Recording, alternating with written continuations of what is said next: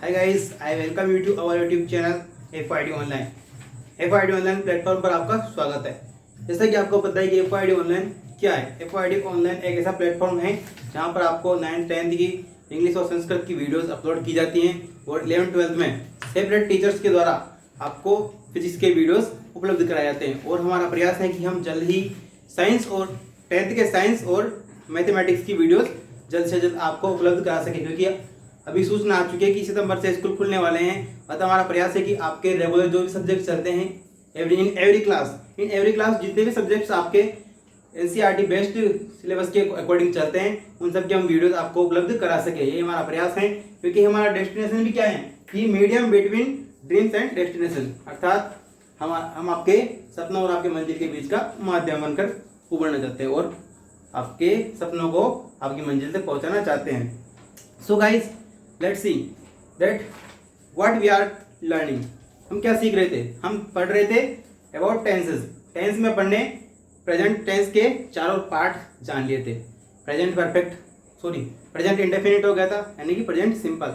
उसके बाद में प्रेजेंट कंटिन्यूस हो गया था। नेक्स्ट प्रेजेंट परफेक्ट हो गया था और उसके बाद में लास्ट में अपन ने प्रेजेंट परफेक्ट कंटिन्यूस के बारे में इन डिटेल्स विद एग्जांपल्स जान लिया था। तो अपन आज से अगला टॉपिक शुरू करने वाले हैं जो कि आपके हैं पास्ट टेंस। क्या है नेक्स्ट टॉपिक? Past tense.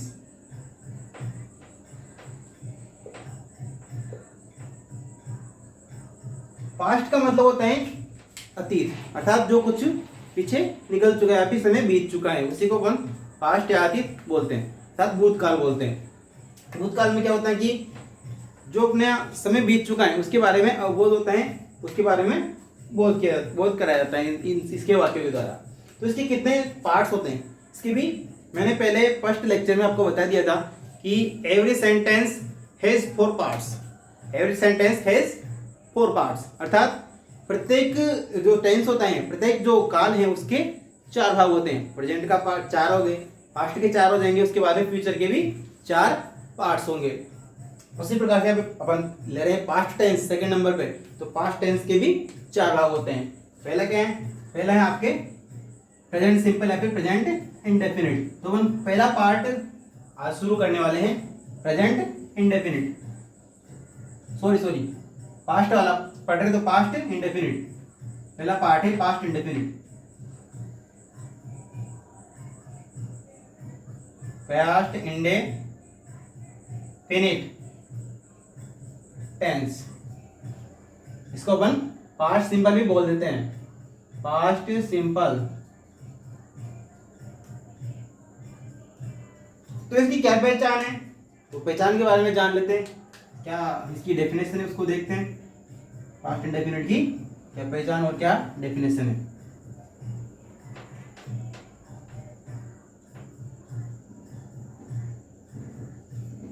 पहचान देखो इसकी कि इसके हिंदी वाक्यों के अंत में भूतकाल अवबोध कराने वाले शब्द आते हैं, अर्थात यहां पे देखो इसके हिंदी वाक्यों के अंत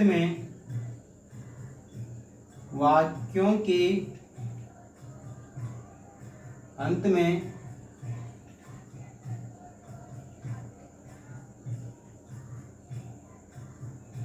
ता था, ती थी, ते थे, या फिर आ, ई और ए। आ, ई, ए कैसे आएगा? देखो जैसे वह घर गया, गया, आया, लाया, दिया या फिर लिया। इस प्रकार से इसमें आया, लाया, लाई या फिर गई, इस प्रकार से इसमें आ और ई और ए की मात्रा देखने को मिलती है इसके हिंदी वाक्यों के अंत में।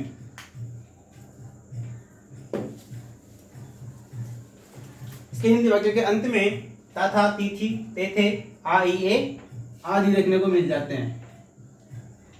आदि भूतकाल शब्द, भूतकाल का बोध करने वाले शब्द देखने को मिलते हैं।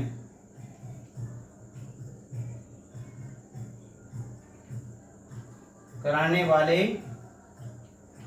शब्द देखने को मिलते हैं।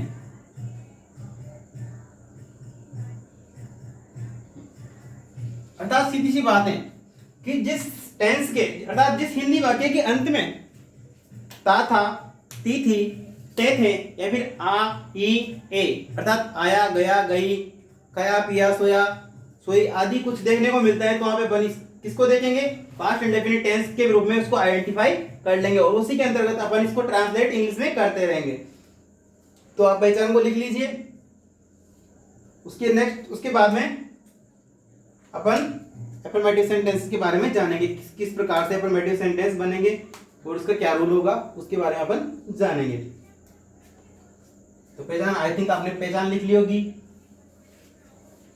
तो देखते हैं अपन इसके बाद में।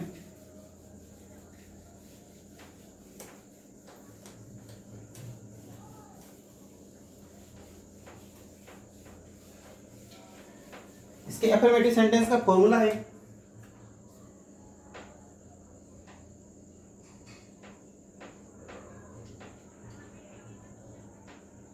Affirmative sentence. सब्जेक्ट सबसे पहले क्या लिखते हैं? किसी भी टेंस के पहले सब्जेक्ट प्लस हेल्पिंग वर्ब की जरूरत इसमें अपने को नहीं पड़ने वाली है, क्योंकि नेगेटिव बनाएंगे तब पढ़ेंगे। यहाँ भी बना रहे हैं अफर्मेटिव बना रहे हैं, अफर्मेटिव अपने को हेल्पिंग वर्ब की जरूरत नहीं पड़ेगी। डायरेक्ट मेन वर्ब की सेकंड फॉर्म। वर्ब की 3 फॉर्म्स होती हैं, फर्स्ट, सेकंड एंड थर्ड, को मैंने आपको प्रेजेंट परफेक्ट वाले लेक्चर में बता दिया था। उस वीडियो को आप जाके देखो।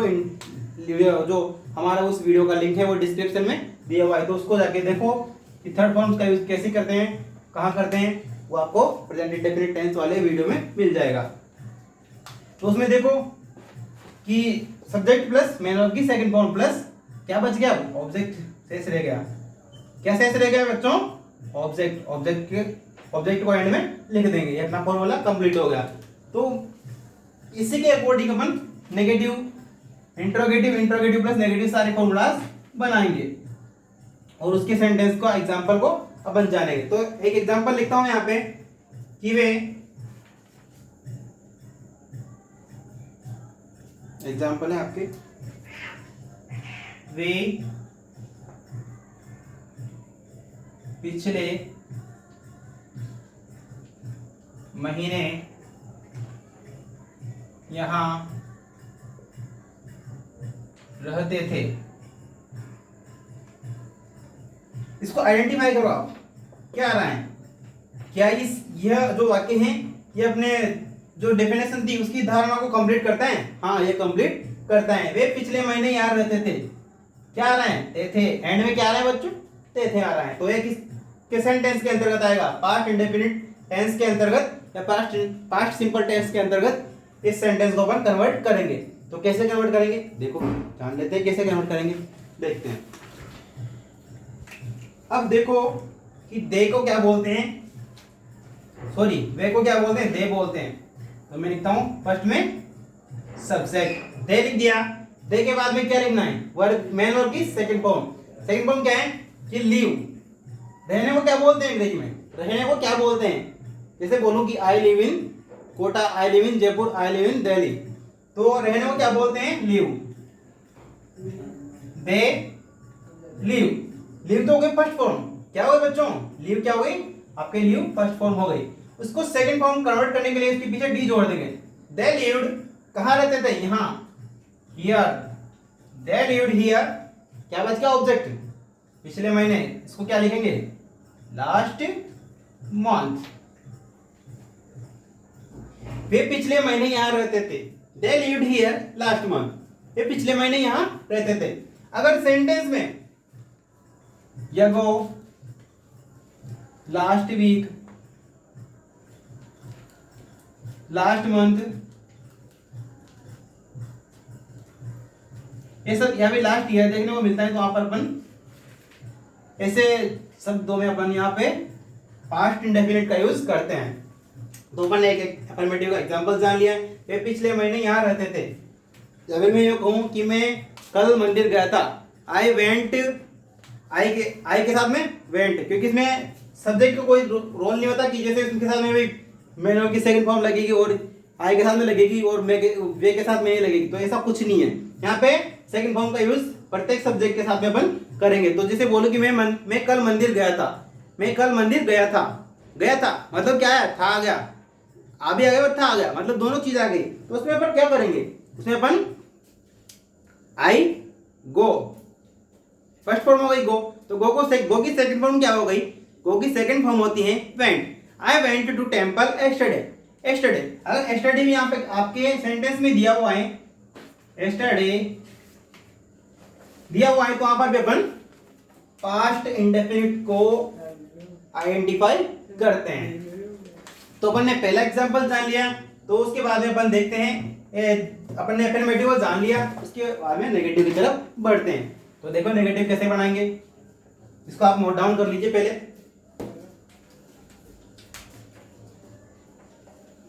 इसकी पहचान हो गई थी अपने कि था थे थे और ती थे आता है, तो यहाँ पे वो सब कुछ आ रहा है। और मैंने बोला कि I went to temple, I went to school yesterday, I went to Jaipur last week, मतलब मैं पिछले सप्ताह जयपुर गया था। कुछ भी बना सकते हैं अपन सेंटेंस। तो आपके माइंड में सेंटेंसेस आते हैं, उनकी आप प्रैक्टिस किया कीजिए, क्योंकि प्रैक्टिस से ही आप परफेक्ट हो पाओगे और प्रैक्टिस से ही आप ये सब सेंटेंस को समझ पाओगे और आराम से एग्जाम्स में अटेंड कर पाओगे। तो आई थिंक आपने इसको नोट डाउन कर लिया होगा। तो अपन आगे बढ़ते हैं निगेटिव की तरफ। इसका निगेटिव फॉर्मूला होगा, उसमें अपने को हेल्पिंग वर्ब की जरूरत पड़ेगी, जैसे कि प्रेजेंट इंडेफिनिट में भी पड़ी थी, क्योंकि अपन ने प्रेजेंट इंडेफिनिट के टेंस में भी जो अफर्मेटिव बनाया था उसमें अपन ने हेल्पिंग वर्ब यूज नहीं की थी, क्योंकि वहां पे भी हेल्पिंग वर्ब फर्स्ट अपना होता है, अफर्मेटिव होता है, उसमें बच्चों बिल्कुल यूज नहीं की जाती है। तो नेगेटिव अपने को हेल्पिंग वर्ब की जरूरत पड़ेगी। तो नेगेटिव में कौन सी हेल्पिंग वर्ब लगाएंगे अपन, इसमें अपन ने जो अफर्मेटिव था उसमें क्या किया था, अब नेगेटिव के फॉर्मूले की तरफ बढ़ रहे हैं, तो उसको पहले अफर्मेटिव सेंटेंस जो फॉर्मूला था उसका उसी से इसको अपन नेगेटिव को लिखेंगे। तो पहले क्या लिखूंगा, सब्जेक्ट। अब देखो अपन ने अफर्मेटिव में क्या किया था, अपन ने अफर्मेटिव में क्या था कि जो अपने मेन वर्ब थी उसकी सेकंड फॉर्म लिखी थी, लेकिन अब यहाँ पे अपने को हेल्पिंग वर्ब की जरूरत पड़ेगी, किसमें, नेगेटिव में। अपने को नेगेटिव में हेल्पिंग वर्ब की नीड पड़ेगी, तो उसके लिए अपन प्लस डिड, यहां पे क्या लिखा मैंने, डिड लिख दिया। डिड के बाद में अब यहां पे आ गई मेन वर्ब। तो डिड क्या है, डिड डू की सेकंड फॉर्म है। डिड क्या है, डू की सेकंड फॉर्म है। डू क्या है, डू का मतलब होता है करना, डू का मतलब क्या होता है, करना। इसकी सेकंड फॉर्म क्या हो जाएगी, डिड, और थर्ड हो जाएगी डन। तो यहां पे अपन ने हेल्पिंग वर्ब के रूप में डिड का यूज किया। तो यहाँ पे अब जो मेन वर्ब है उसको अपन सेकंड में क्यों लिखेंगे, क्योंकि ऑलरेडी इसको अपन ने डू की सेकंड फॉर्म अपन ने डिड लिख दी है, तो उसके बाद में अपन यहाँ पे फर्स्ट फॉर्म ही यूज करेंगे। तो ये बात आप अच्छे समझ लीजिए। उसके बाद में अपन लिख देंगे ऑब्जेक्ट, क्या लिख देंगे, क्योंकि ऑब्जेक्ट ही बचा। तो देखो subject plus did helping verb हो गई, उसके बाद में मेन वर्ब में फर्स्ट फॉर्म, क्योंकि यहाँ पे डू की सेकंड फॉर्म अपने लिख दी है, मैं जो हेल्पिंग वर्ब है उसके रूप में, और उसके बाद में ऑब्जेक्ट लिख देंगे। इसका एग्जांपल देखते हैं। पहला एग्जांपल था अपना कि वे पिछले महीने से यहाँ रहते थे, ये पिछले महीने यहाँ रहते थे। अब उसका नेगेटिव करेंगे, तो वे पिछले महीने यहाँ नहीं रहते थे। तो अपन इसको कैसे कन्वर्ट करेंगे, देखो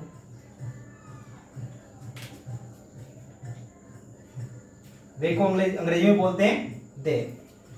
दे के बाद में क्या आएगा, सब्जेक्ट यहाँ पे लिख दिया दे, इसके बाद में हेल्पिंग वर्ब। इसमें ऐसा कोई रूल नहीं है कि डिड का यूज किसके साथ में करेंगे, सिंगुलर के साथ में करेंगे, प्लूरल के साथ में करेंगे, सब कुछ नहीं है, क्योंकि ये पास्ट इंडेफिनिट है।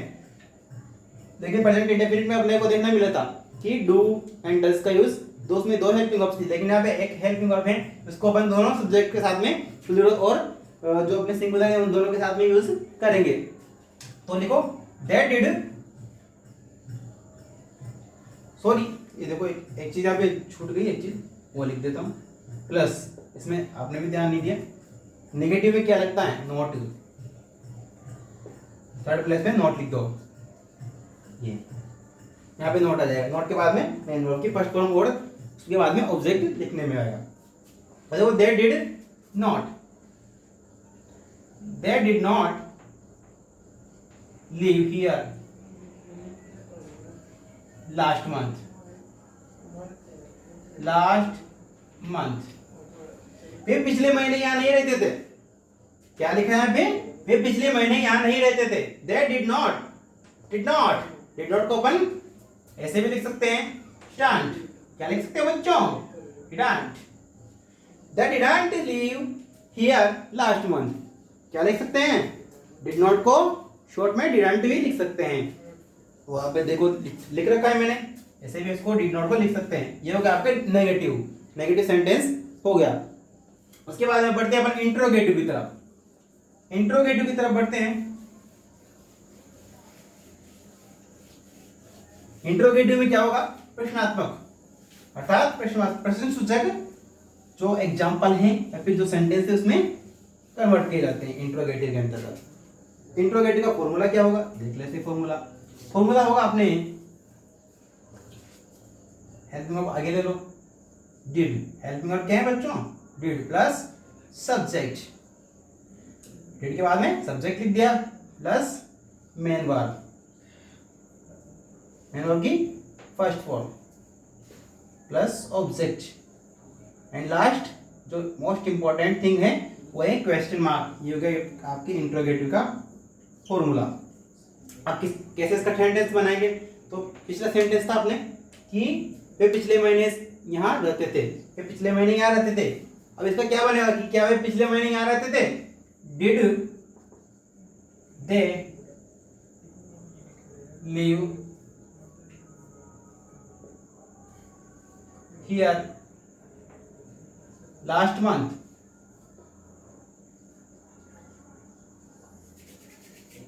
Did they live here last month, did they live here last month, ये इसका इंट्रोगेटिव, पिछले जो सेंटेंस अपने एग्जांपल जाना उसका इंट्रोगेटिव सेंटेंस कन्वर्ट हो गया। Did they live here last month, क्या वे पिछले महीने यहाँ रहते थे, yes, they lived here last month, हाँ वे पिछले महीने यहाँ रहते थे। तो इसको आप नोट डाउन करें, इंट्रोगेटिव सेंटेंस अपन ने बना लिया। इसका लास्ट सेंटेंस है वो है कि वो कौन सा है, इंट्रोगेटिव प्लस नेगेटिव, कौन सा है, इंट्रोगेटिव प्लस नेगेटिव, उसमें अपन नेगेटिव एंड इंट्रोगेटिव का भाव देखने को मिलता है। उसको आप नोट डाउन करें, उसके बाद अपन बढ़ेंगे इंट्रोगेटिव प्लस नेगेटिव की तरफ। इंट्रोगेटिव प्लस नेगेटिव है, इसका कैसे बनाएंगे देखो,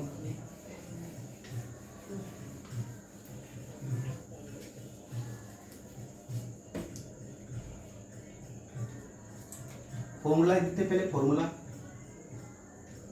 इंट्रोगेटिव प्लस नेगेटिव, वही अपने हेल्पिंग वर्ब पहले लिख दो, plus subject plus not plus main verb plus object and plus most important thing is question mark, because here is interrogative and negative sentence.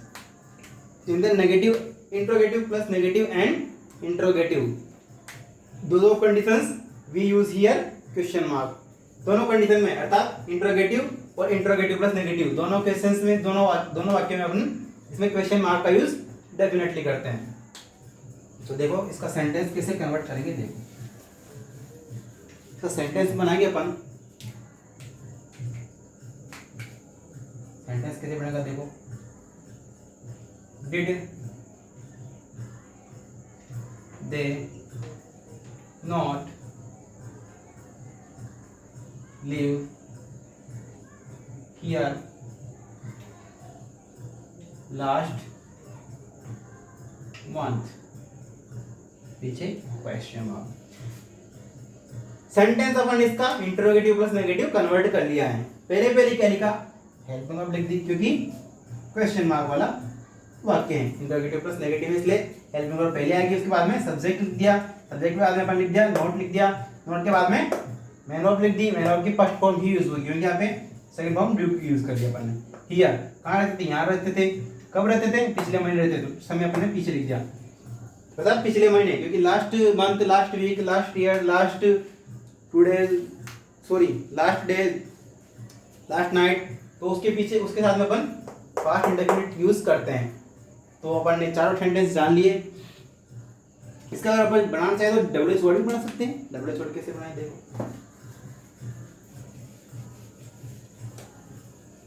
Affirmative पढ़ लिया, नेगेटिव पढ़ लिया, interrogative पढ़ लिया, इंटरोगेटिव प्लस नेगेटिव पढ़ लिया। तो इसका डब्ल्यू एच वर्ड कैसे बनाएंगे कि वे पिछले महीने कहाँ रहते थे। क्या बनाया मैंने डब्ल्यू एच वर्ड में कि वे पिछले महीने कहाँ रहते थे। डब्ल्यू एच वर्ड का मैंने एक पूरा लेक्चर बना रखा था अलग से, मतलब जो सेंटेंस अपने शुरू में पढ़ा था प्रेजेंट टेंस, उसमें मैंने प्रत्येक जो वीडियो है आप उसको देखिए, उसमें मैंने बिल्कुल इन डिटेल बता रखा है कि डब्ल्यू एच वर्ड कैसे करते हैं यूज, कैसे काम करते हैं, वो सब अपन ने डिटेल से उसमें पढ़ लिया था। तो यहाँ पे बताने की कोई आवश्यकता नहीं है क्योंकि आप रेगुलर स्टूडेंट्स हैं। तो देखो डब्ल्यू एच वर्ड कैसे बनाएंगे कि वे पिछले महीने कहाँ रहते थे। वे did they live last month, पीछे question mark. Where did they live last month, पिछले महीने वे कहाँ रहते थे। ये हो गया आपके डब्ल्यू एच वर्ड वाला सेंटेंस हो गया। अब एक सेंटेंस अपन विस्तार से जानेंगे एक साथ में, उसको पढ़ेंगे कैसे उसको कन्वर्ट करेंगे। तो देख लो अपन ने एक एक सेंटेंस जान लिया है, उसके बाद में अपन अपना लेक्चर खत्म करेंगे। एक एग्जांपल फिर से जान लेते हैं कि उसने अपना पाठ याद किया। नेक्स्ट एग्जांपल क्या है, अपन ने प्लूरल वाला पहले ले लिया, अब लेते हैं सिंगुलर वाला। उसने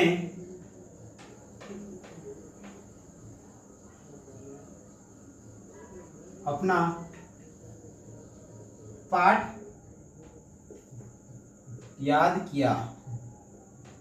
अब देखो अपनी जो डेफिनेशन थी उसके ऊपर ये खरा उतर रहा है कि नहीं किया, नहीं उतर रहा। देखो उसने अपना पाठ याद किया, क्या आ रहा है, आ रहे हैं पीछे, तो ये क्या है, पास्ट इंडेफिनिट टेंस है या फिर पास्ट सिंपल टेंस है।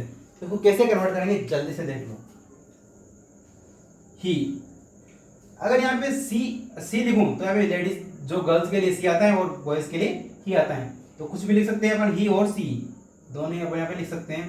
क्योंकि उसने यहाँ पे कुछ जो स्त्रीलिंग सूचक शब्द है, स्त्रीलिंग सूचक शब्द है, वो कुछ नहीं दे रखा, फीमेल सूचक, तो अपन इसमें ही और शी कुछ भी लिख सकते हैं। ये जो भी मैंने दोनों लिख दिया है, फर्स्ट सेंटेंस में अफर्मेटिव सेंटेंस अपन कन्वर्ट कर रहे हैं। तो आपकी इच्छा है कि आप क्या लिखना चाहते हो, कुछ भी लिख देना। ही या सी, ही लर्न, याद करने में क्या बोलते हैं, लर्न। अब लर्न तो हो गई फर्स्ट फॉर्म, क्या होगा बच्चों, first form. Second and third form होगी लर्न, क्या होगी, पीछे टी जोड़ देंगे, लर्न। ही लर्न हिज और हर रिलेशन।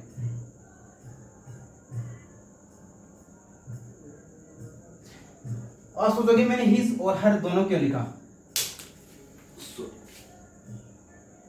क्यों लिखा, ही के साथ में तो आएगा हिज, ही के साथ में क्या आएगा, हिज आएगा, और सी लिखूं तो फिर क्या आएगा, आपके हर उसमें ऐड हो जाएगा। तो आप दोनों तरीके से लिख सकते हैं, ही के साथ में तो हिज आ जाएगा और सी के साथ में हर आ जाएगा। नेक्स्ट बढ़ते हैं अपन नेगेटिव की तरफ।